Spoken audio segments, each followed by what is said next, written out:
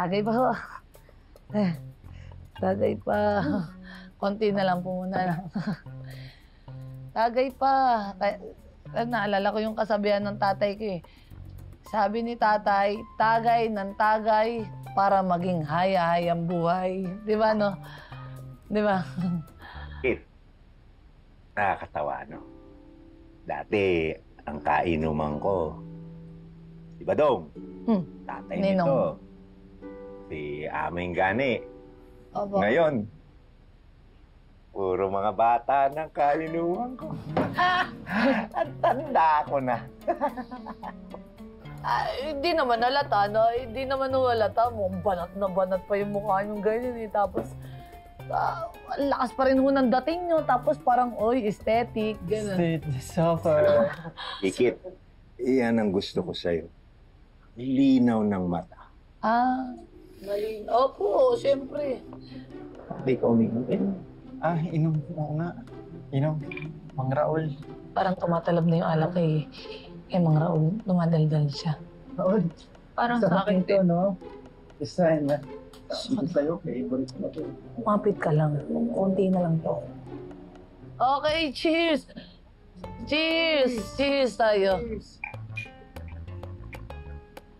Ako na kay Bobby. Ikaw na kay Babe. Cheers!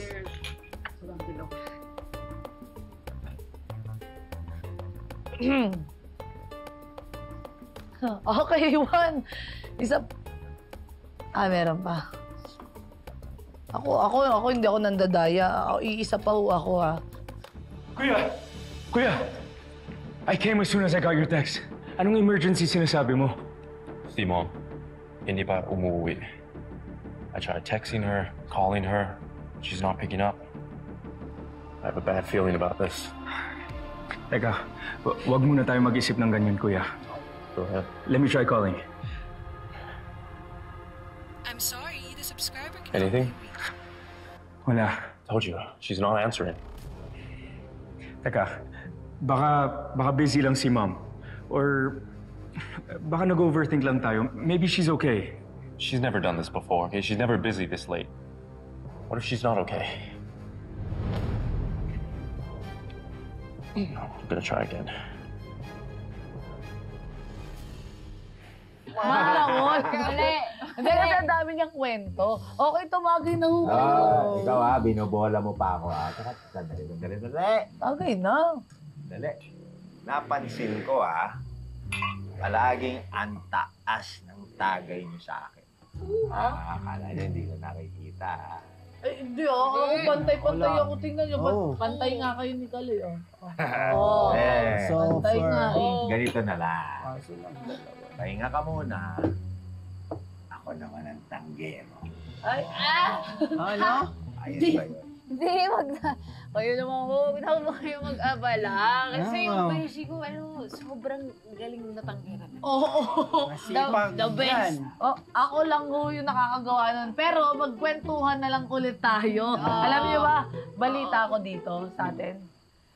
Si Mang Raul ang may pinakamalupit na record ng Barangay Tanod. Wow! Sobra!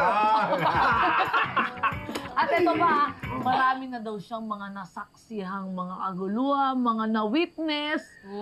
Kaya ang tanong dyan, Mang Raul, totoo po ba yung sinabi niyo na meron kayong alam sa nangyaring aksidente ng tatay ko? No, we can't wait that long, officer. Okay, our mother's missing. She's not responding. We need help right now.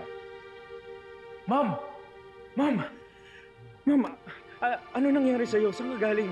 Kanina ka pa namin tinatawagan. Mom, please talk to us. Did something bad happen?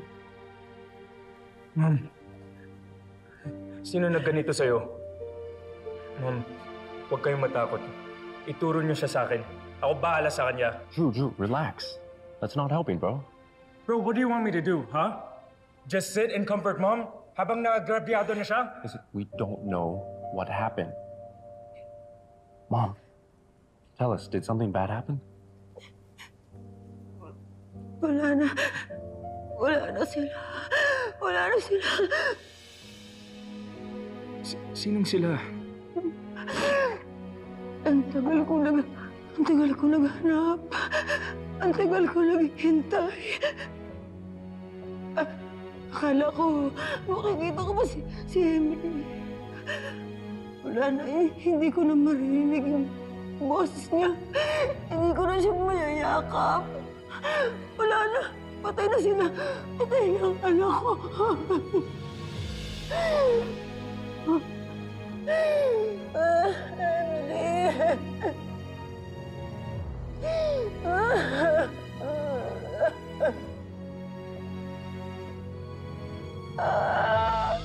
I'm so sorry. I'm sorry.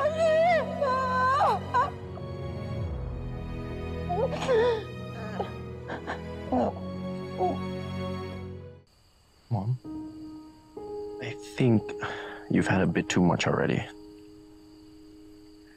Hayaan niyo lang ako. Hindi ako lasing. Yeah, but your face is turning red already. Wala akong pakialam kung anong kulay ng mukha ko. Hayaan niyo lang akong umalasing dahil gusto kong makalimot na nag-failed ako bilang isang ina.